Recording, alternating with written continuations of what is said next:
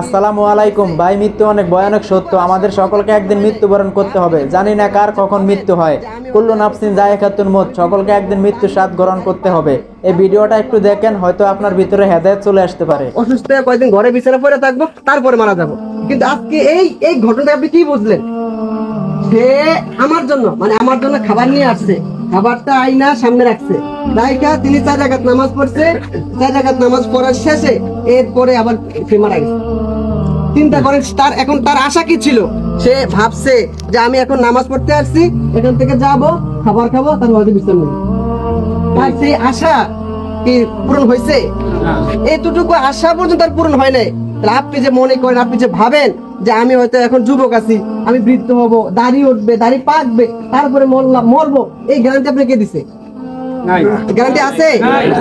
মরণের কোনো কি নাই, ভরসা নাই, বিশ্বাসের কোনো বিশ্বাস নাই। এজন্য আপনি হাসিবু ক্বাবলা তুহাসিব, আপনি হিসাব আল্লাহ নেওয়ার আগে নিজের হিসাব নিজে নেন। কি আপনি প্রত্যেকটা মানুষটা যদি চিন্তা করে যে আপনি সকাল থেকে সন্ধ্যা পর্যন্ত আপনি কি কি কাজ করলেন, আপনার উপরে সকালে ফজর থেকে যখন উঠলেন, উঠার পরে আপনার আল্লাহ কোন বিধানটা আরোপিত হয়েছে? ফজরের নামাজ, জোহরের নামাজ, আসরের নামাজ, মাগরিব, এশার নামাজ, 5টা ওয়াক্ত যে আপনার ফরজ বিধান ছিল, আপনি কি মনে করেন ছেড়ে দেওয়া হবে? কি মনে করেন ছেড়ে দেওয়া হবে? 1 ওয়াক্ত নামাজের জন্য আপনাকে কত লক্ষ কোটি বছর যে আপনাকে জাহান্নামে জ্বলতে হবে, তার হিসাব কারো কাছে নেই। এজন্য আমরা এখান থেকে শিক্ষা গ্রহণ করে যে আসলে আমাদের মৃত্যু আমরা জীবনের প্রত্যেকটা সেক্টরে আল্লাহর বিধান মোতাবেক আল্লাহর কাজগুলো করবো, নবীর তরিকা মোতাবেক। কার বিধান মানবো? আল্লাহর বিধানগুলো জীবনে মানবো। কার তরিকায়? রাসূলের তরিকায়। এটা হলো আমাদের মিশন এবং ভিশন। প্রিয় ভাইরা আমার, আমি আপনাদের কাছে একটু আরজ করতে চাই যে আমরা আল্লাহ পাকের বিধান হয়তো অনেক বেশি মানতে পারবো না, কিন্তু 5 ওয়াক্ত নামাজটা পড়তে হবে ইনশাআল্লাহ। 5 ওয়াক্ত নামাজ পড়বো ইনশাআল্লাহ। সকল নিয়ত করে 5 ওয়াক্ত নামাজ পড়বো। আরেকটি কথা বলে যাই যে জানাজা নামাজের ক্ষেত্রে আমরা অনেকে ভয় পাই যে জানাজা নামাজ পড়বো, কি কি দোয়া আছে এটা বুঝতে পারি না। ঈদের নামাজ, জানাজা নামাজ আমরা অনেকে ভয় আসে না, বা আসলেও কি করবো এই টেনশন থাকে। মনে রাখবেন জানাজা নামাজে ফরজ 2টা। কয়টা?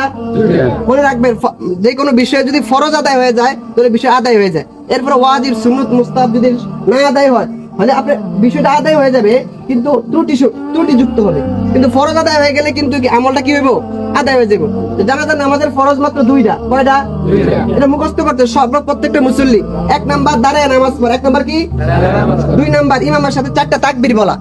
আপনি কিছু পড়তে পারলেন না, ওই যে হুজুর দুরূদ শরীফ পড়বে, দোয়া মাসুর, তারপরে মনে করেন দোয়া পড়বে, এরপর আপনি কিছু পারলেন না, কিন্তু যদি শুধু আল্লাহু আকবার আল্লাহু আকবার বললেন, তাহলে কিন্তু আপনার জানাজা নামাজ আদায় হয়ে যাবে। মনে থাকবে ইনশাআল্লাহ। আল্লাহ রাব্বুল আলামিন আমাদের সকলকে ওনার থেকে শিক্ষা গ্রহণ করে আমাদের নিজের জীবনকে পরিবর্তন করার তৌফিক দান করুন। আল্লাহ পাক আমাদের সকলকে আমল করার তৌফিক দান করুন। ধন্যবাদ ইমাম সাহেব। আজকের মাইয়াতের জানাজা পড়বেন মরুই মুবারক হোসেন, জামিরের ছোট ভাই।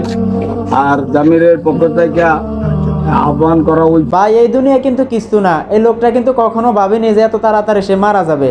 আমি কোন, আপনি কোন, আমরা কেউ কিন্তু ভাবি না যে কখন মারা যাবো। আমরা ভাবি যে আরো পরে মারা যাবো, বুড়ো হইলে মারা যাবো, কিন্তু কার হায়াত কখন শেষ হয়ে যায় এটা কিন্তু কেউই জানি না। হায়াত থাকতে আমরা আল্লাহর পথে চলি, আল্লাহ দেওয়া হুকুমগুলা পালন করি। তো ভিডিওটা এই পর্যন্ত ছিল। ভিডিওটা ভাই একটু বেশি বেশি শেয়ার করে দেন। এটা একটা ইসলামিক পেজ, এই পেজটা ফলো করে রাখেন। এই পেজে কোনো উল্টাপাল্টা ভিডিও পাবেন না, তাই বলতেছি পেজটা ফলো করে রাখেন আর ভিডিওটা একটু শেয়ার করে দেন।